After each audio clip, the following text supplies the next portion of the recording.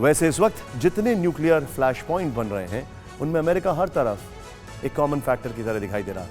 रूस Ukraine war के बीच America weapon supplier का रोल अदा कर रहा है। और अगर बात चीन और ताइवान के टकराव की हो तो यहां भी अमेरिका ताइवान को सपोर्ट दे रहा है। वेपन्स के साथ अपनी वॉरशिप को भी लगातार साउथ चाइना सी और ताइवान स्ट्रेट्स के पास मूव करता है। चीन को चिढ़ाने की कोशिश करता है। इसका मतलब यह है कि अब अमेरिका भी रूस और चीन के साथ टू फ्रंट वॉर की तैयारी कर रहा है। लेकिन अमेरिका की यह तैयारी किस लेवल पर है, उसने इस बार अपनी न्यूक्लियर मिसाइल टेस्ट के जरिए किस तरह का मैसेज देने की कोशिश की है और इसके जवाब में रूस और चीन की न्यूक्लियर मिसाइलों का स्टेटस क्या है, यह आपको दिखाते हैं। जिस वक्त पूरी दुनिया रूस और यूक्रेन वॉर के 200 दिन की तरफ बढ़ रही है, उसी दौरान कई और ऐसे मुल्क हैं जिन्होंने अपने न्यूक्लियर जखीरे की धमक दिखाना और उसे लेकर दूसरे मुल्कों को धमकी देना भी शुरू कर दिया है। इंडो पैसिफिक से लेकर मिडिल ईस्ट और ताइवान स्ट्रेट्स तक उथल पुथल है, हलचल। न्यूक्लियर पैनिक मोड ऑन हो चुका है। छोटे छोटे देशों को लेकर महाशक्तियों के टकराव वाले आमने सामने के वॉर के संकेत मिलना शुरू हो चुके हैं। सवाल है कि आखिर न्यूक्लियर अटैक का ट्रिगर पॉइंट क्या होगा। शुरुआत चीन और ताइवान के टकराव से करते हैं, जो अमेरिका और चीन के बीच एटमी युद्ध की तरफ भी बढ़ सकता है। जब चीन और ताइवान एक दूसरे को वॉर ड्रिल्स के जरिए काउंटर कर रहे थे, चीन की बारूदी मिसाइलों के जवाब में ताइवान अपनी आर्टिलरी और एयर सपोर्ट का दम दिखा रहा था। उसी दौरान अमेरिका से बहुत बड़ी ब्रेकिंग न्यूज सामने आई। तारीख थी 7 सितंबर। अमेरिका ने ऐलान कर दिया कि उसने न्यूक्लियर हमले में सक्षम अपनी इंटरकॉन्टिनेंटल बैलिस्टिक मिसाइल का एक और कामयाब टेस्ट कर लिया। अमेरिकी रक्षा विभाग पेंटागन की तरफ से कहा गया, कैलिफोर्निया के वेंडनबर्ग एयरबेस से लॉन्ग रेंज वाली मिसाइल दागी गई। अमेरिका ने मिनटमैन 3 मिसाइल के टेस्ट के लिए न्यूक्लियर तैयारी को दिखाया।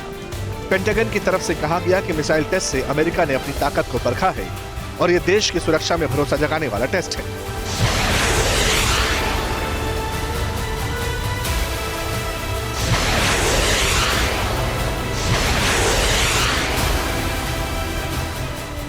अब यह कोई सीक्रेट नहीं है कि चीन ने ताइवान को लेकर जिस तरह से अपनी मिसाइल पावर को दिखाया, जिस तरह उसने ताइवान को घेरकर वॉर ड्रिल्स अपने न्यूक्लियर बॉम्बर प्लेन को ताइवान स्ट्रेट्स के पास उड़ाया और तो और लंबी दूरी तक मार करने वाली न्यूक्लियर मिसाइलों को भी टेस्ट किया, तो उसके बाद अमेरिका को भी अपनी ताकत का एहसास करवाना जरूरी था। क्योंकि अमेरिका इस वक्त ताइवान के साथ कंधे से कंधा मिलाकर खड़ा हुआ है, लगातार नए वेपन्स भेजने की बात कर रहा है। इसीलिए अमेरिका ने 1 महीने के अंदर 2 बार अपनी ICBM का टेस्ट किया।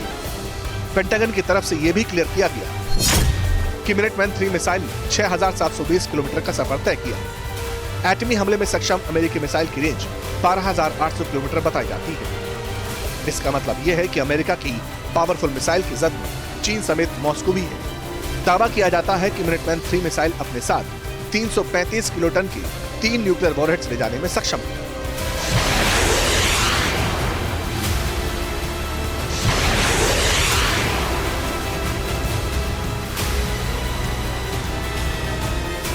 असल में इस वक्त अमेरिका के पास कम से कम 400 मिनटमैन सीरीज वाली मिसाइलें मौजूद हैं, लेकिन 60 के दशक वाली ये मिसाइलें अब रिटायर होने के कगार पर हैं। इसीलिए अमेरिका इन्हें अपनी नेक्स्ट जनरेशन वाली सेंटिनल ICBM से रिप्लेस करने वाला है। इतना ही नहीं, जल, जमीन और आसमान से एटम दागने वाले अपने न्यूक्लियर ट्राइड पर अमेरिका आने वाले वक्त में $100 बिलियन भी खर्च करेगा।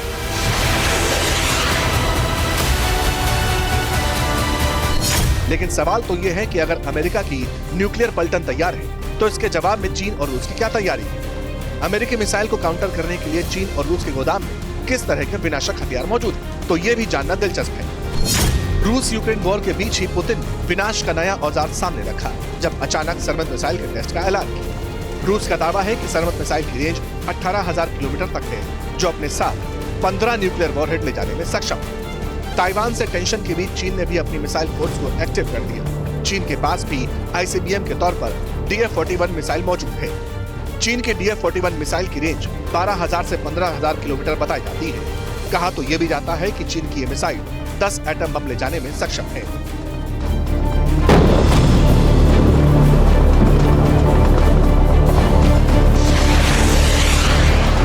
हालांकि इन मिसाइलों के बीच ताइवान ने भी क्रूज मिसाइलों का 2 बार परीक्षण किया है। ताइवान की राष्ट्रपति ने तो लगातार अपनी सेना के बीच जाकर उनका हौसला भी बढ़ाया। ये भी कह दिया कि ताइवान अपनी रक्षा के लिए सब कुछ करेगा। ताइवान वाले वॉरफ्रंट के न्यूक्लियर फ्लैश पॉइंट बनने की आशंका इसलिए भी जताई गई क्योंकि कुछ दिन पहले ही अमेरिका की तरफ से ताइवान स्ट्रेट्स में 2 वॉरशिप्स ने एंट्री की थी। ये ऐसे वॉरशिप्स हैं जो न्यूक्लियर मिसाइल दागने में केपेबल है। इस बीच अमेरिका ने साउथ चाइना सी में भी अपने वॉरशिप्स को एक्टिव कर दिया था। फ्रीडम ऑफ नेविगेशन के नाम पर अमेरिका के वॉरशिप्स चीन को चिढ़ाने के लिए साउथ चाइना सी में उतर गए थे। यही वजह है कि अब ऐसे हालात बन रहे हैं जब 2 न्यूक्लियर पावर्ड मुल्क आमने सामने दिखाई दे रहे हैं। उनकी न्यूक्लियर फोर्स यानी न्यूक्लियर प्लाटून रेडी है।